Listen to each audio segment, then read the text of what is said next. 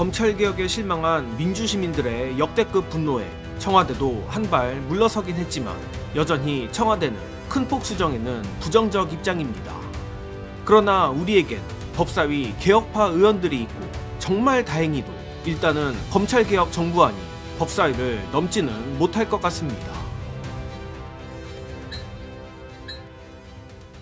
뉴스토마토 단독입니다. 뉴스토마토가 국회 법사위 의원 18명을 전수조사한 결과 정부안에 명확한 찬성을 밝힌 의원은 민주당 박균택 의원 딱 1명에 그쳤고 반대는 11명, 유보 및 무응답 6명이라는 다행스러운 소식이 떴습니다.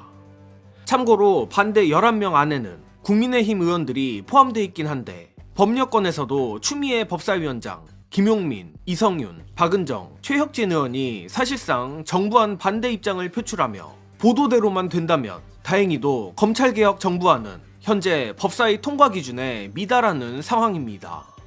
즉 결론적으로 누더기 검찰개혁 정부안이 일단은 폐기 수순을 밟게 될 가능성이 높다는 것입니다. 정말 살면서 국민의힘에 고마운 감정을 느끼게 될 줄은 꿈에도 몰랐는데 그와 별개로 청와대와 맞선다는 비난을 감수하면서까지 신념을 지키고 있는 법사위 개혁파 의원들이 민주시민들을 위해 큰 용기를 냈습니다. 일단 법사위 개혁파 의원들의 검찰개혁 정부안 반대 명분은 다음과 같습니다. 대표적인 개혁파 추미애 법사위원장과 김용민 의원은 공소청장을 검찰총장으로 하는 조항, 보안수사권 여부, 특사경에 대한 공소청 검사의 지휘권 등을 두고 거세게 반발하고 있으며 특히 김용민 의원은 내용을 보면 검찰청이 폐지되지 않는 것 같다며 권한이 더 늘어나 현재 검찰보다 더 강력한 공소청이 나오고 견제가 안 된다고 주장했습니다. 또한 조국혁신당도 정부안이 현재 검찰 구조와 유사하다며 보완 필요성을 주장하고 있고 최혁진 무소속 의원도 정부안 자체에 미흡한 부분이 있다며 모호한 부분들에 대한 개선이 필요하다고 밝혔습니다. 그리고 법사위 개혁파 의원들과 국민의힘 의원들의 제동 덕에 검찰개혁 정부안 처리도 늦춰질 것으로 보입니다. 당초 민주당은 3월 내에 정부안을 처리하고 오는 10월 검찰청 폐지에 맞춰 공소청, 중수청 설치 기간을 6개월 부여한다는 계획이었고 논란의 보안수사권 관련 형사소송법은 검찰개혁 정부안 이후 처리하겠다는 방침이었습니다. 그러나 이번 법사위 개혁파의 제동으로 형사소송법 따로 국밥 작전도 일단은 막히게 됐고 이후 법사위는 오는 20일 공청회를 열고 검찰 개혁안에 대한 의견을 모은다는 방침이라고 합니다. 자, 여기서 한번 정리하고 가자면 솔직히 저로선 참담한 심정입니다. 일단 제 손으로 뽑은 이재명 정부가 추진하는 법안을 반대해야 하는 입장이고 민주당 내에서도 이 때문에 내홍이 심한 상황입니다.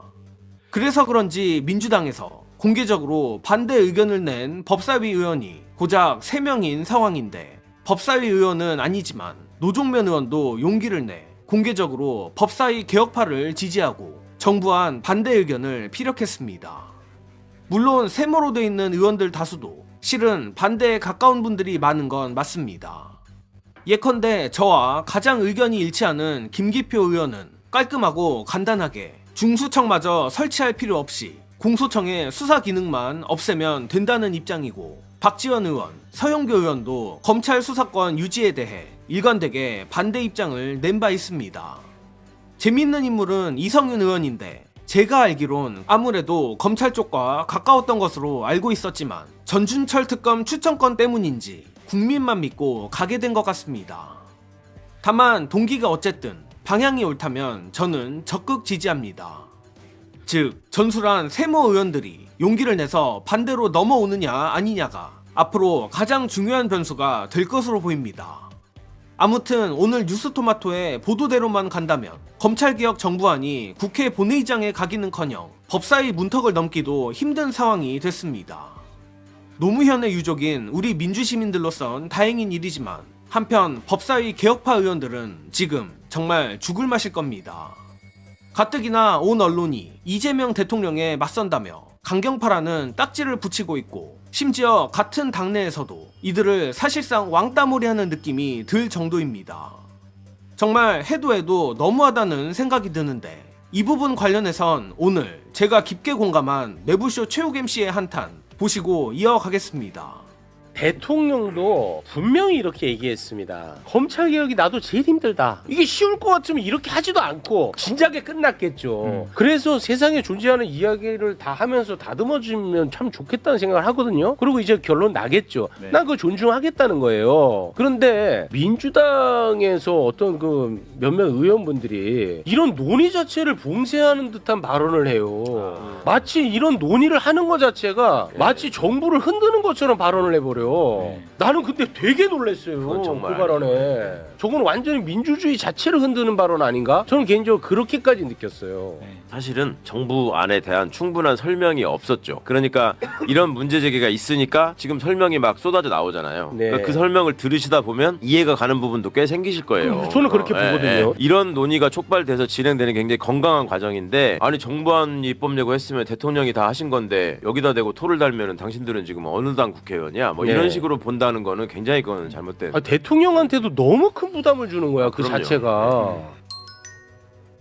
더 안타까운 건 이 법사위 개혁파 의원들이 단순히 자기 정치를 하려고 이 고생을 하는 게 아니란 것입니다.